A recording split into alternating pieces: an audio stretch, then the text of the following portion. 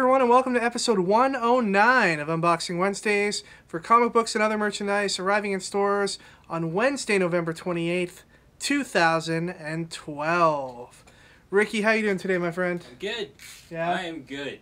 You ready to unbox some ponies, Ricky? Oh, you better believe it. All right, Ricky, go ahead and open up some boxes. Gonna ride my pony to it. Woo! Ouch. Let's start off today with some chess pieces from DC. Here is the new Red Robin chess piece. And here is Two-Face. A Joker Mr. Potato Head. How awesome is that? Here we have a Blue Beetle bust. From The Walking Dead, we have the Bicycle Girl zombie. This is a previews exclusive. It's only available through direct market retailers, also known as comic shops. And we've got some Hobbit pop heroes. We've got Bilbo Baggins, Gandalf, and Gollum. Then we have what's potentially the most awesome item of the week, the Justice League We Can Be Heroes box set. Take a look at that. This box set contains the 7 members of the Justice League. We've got Aquaman, Green Lantern, Wonder Woman, Superman, Batman, Flash, and Cyborg. And this is interesting because Superman hasn't even been released yet by DC Collectibles in his single character form. These are the same figures that you'll see in the single packed Justice League action figure set, usually selling for about $20 to $22 a figure. This is 7 figures for $99.99, so it's a hell of a deal. This will probably go up in value pretty quickly because it is such a great deal. I don't think that they're going to last at comic shops. How often is it that you see a whole set of this size Justice League figures all in one box? It's not very often, let me tell you that. Now, a portion of the sales of these box sets will go to the We Can Be Heroes campaign, which aims to help people in the Horn of Africa. That box set would make an excellent Christmas gift for the nerd in your life. We've got some apparel to show you. Here is a Doctor Who TARDIS winter hat. It's pretty badass, I think. I've always wanted pigtails. Here we have an X-Men t-shirt. Here's a cool Stormtrooper t-shirt. A Deadpool t-shirt. The key to any good Deadpool t-shirt is that Deadpool should be pointing a gun directly at you. And here we have a pretty cool Spider-Man t-shirt. Moving on to the collected editions, we have Spider-Man: The Mutant Agenda, featuring some classic Spider-Man stories from the 70s and 80s. Here we have in softcover volume 12 of The Boys. This is the final volume. The series just ended recently, and Dynamite's put out the softcover very quickly after the last issues come out. DC Universe Presents. This is volume 1, and it features Deadman and Challengers of the Unknown. And here's Captain Atom volume 1. You know, I said a couple weeks ago that I think we were seeing the last of the DC New 52 volume 1s, but they just keep coming. I don't know when they're going to stop. And we have new in hardcover today, Uncanny X-Men Volume 4. This covers some of the crossover with Avengers vs. X-Men. Moving on to the smaller press, we've got, from Zenescope, Sleepy Hollow number 2. We've also got Robin Hood number 3. From IDW, we've got a second printing of Transformers Robots in Disguise Annual, and a second printing of the More Than Meets the Eye Annual. Star Wars Dawn of the Jedi, Prisoner of Bogon, issue number 1. Witch Doctor Malpractice, issue number 1. From Image Comics, we have Planetoid number 4. Ghost number 2 from Dark Horse. Bedlam number 1 received a lot of high praise from critics and from customers here at our store. Here's issue number 2. We also have this reprinting of issue number 1. Issue 1 of Nowhere Men, written by Image Comics publisher Eric Stevenson. Actually an interesting concept. This is a world where rock stars aren't the people idolized by everybody around the world. The scientists are. This is a story about 4 scientists who are the Beatles of the scientific world, for lack of a better term. Angel and Faith Season 9, issue number 16. True Blood number 7. Cobra number 19. Fatale, issue number 10. Teenage Mutant Ninja Turtles number 16. Here is the Ninja Turtles variant cover. Transformers Rage of the Dinobots, issue number 1. Morning Glories, issue number 23. Ghostbusters number 15. Adventure Time number 10. That's actually a pretty cool cover. Even though I don't like Adventure Time. Here's Chew, issue 30, which in addition to being a wrap cover is also a gatefold cover. Very cool. We've also got this interior cover as well. All right, are you ready for this? My Little Pony, Friendship is Magic, issue number 1.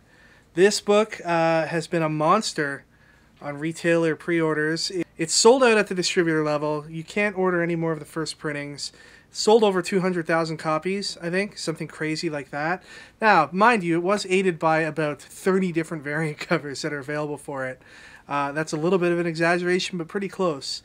The book's written by Katie Cook, and it's illustrated by Andy Price. And we've got a few covers here that I'll show you by Andy Price.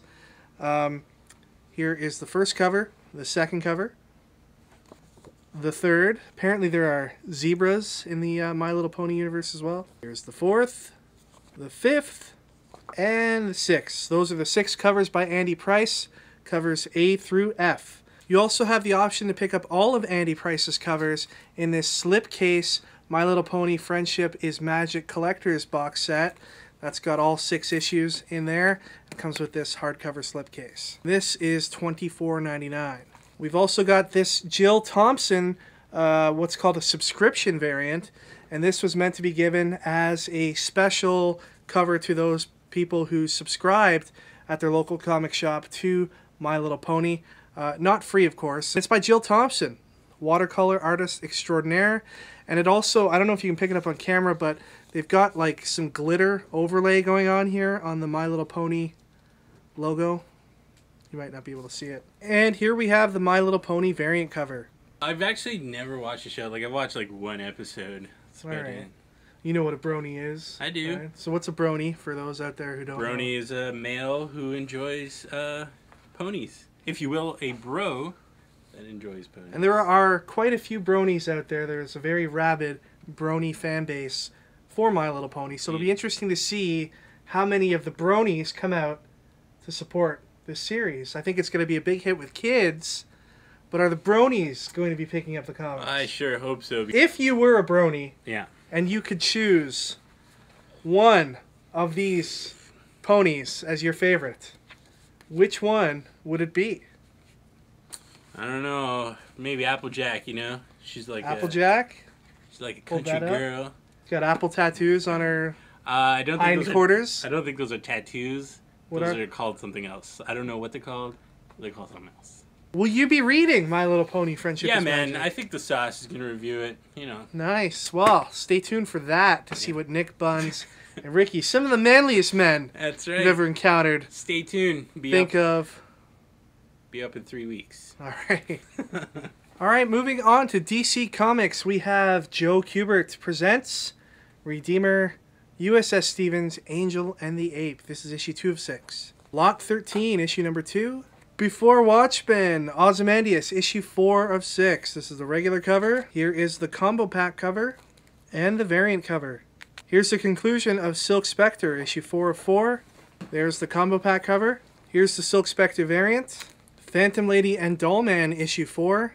Batman Beyond Unlimited, issue number 10. We've got a second printing of Red Hood and the Outlaws, number 13. This was made into a second printing purely for the last page of this book. Firestorm, issue 14. Red Lanterns, number 14. This is the regular cover. And here's the variant cover. Here's Teen Titans, number 14. And the variant cover for that book. iVampire, number 14. All-Star Western, number 14. Justice League Dark. Savage Hawkman, still co-written by Rob Liefeld, even after all this time that's passed since his Twitter war. I guess he must have had a whole bunch of scripts done in advance. Here is The Flash, number 14. The Flash, number 14 variant by Francis Manapul. Batman Incorporated, number 5. Here's the Batman Incorporated combo pack cover. Here is the Batman Incorporated variant cover. Here's Talon, number 2. Here is the Talon, number 2 variant cover. Dark Knight, number 14. The Dark Knight variant cover. Aquaman, number 14. The Aquaman variant cover. Superman, number 14. Here is Kenneth Rocafort Superman variant. And finally, we have Arrow, number 1. Based on the television series on the CW network. Ricky, have you watched Arrow at all yet? I have not. Neither have I. And I don't feel like I'm missing anything by not watching it. People of YouTube, are Ricky and I missing something by not watching this show? Please let us know. And here is the Arrow variant cover. Okay, let's move on to Marvel. We've got a third printing of Hawkeye #1, as well as a third printing of Hawkeye #2. Ultimate Spider-Man #8, illustrated by Ty Templeton. Astonishing X-Men Annual #1. Ultimate Comics Iron Man issue #2. Ultimate Comics X-Men #19. Secret Avengers #34. Captain America and Black Widow issue #639. Avengers #34, part of the End Time storyline. Wolverine Max issue #2. Venom #27.1. Gambit #6. Extreme X-Men #7. Thor God of Thunder #2. Here is the Thor God of Thunder 1 in 50 variant. A+X #2. We have the A+X Mike Del Mundo variant, the A+X Ed McGuinness variant, and the A+X Ed McGuinness sketch variant. I believe this is a 1 in 50. All New X-Men #2. The issue 1 was one of my favorite issue 1s in the last little while. Definitely looking forward to reading #2 of this to see how the past X-Men fit into the future. Here is the All New X-Men 1 in 50 variant. X-Men Legacy #2. The X-Men Legacy 1 in 50 variant. Then we've got Uncanny Avengers issue #2.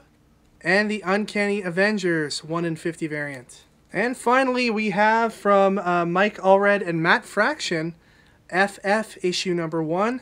This is a totally new lineup for the FF team, and it should be really interesting with Mike Allred's art. Every time I see something like this, it reminds me of that great Ecstatic series from about 10 years ago.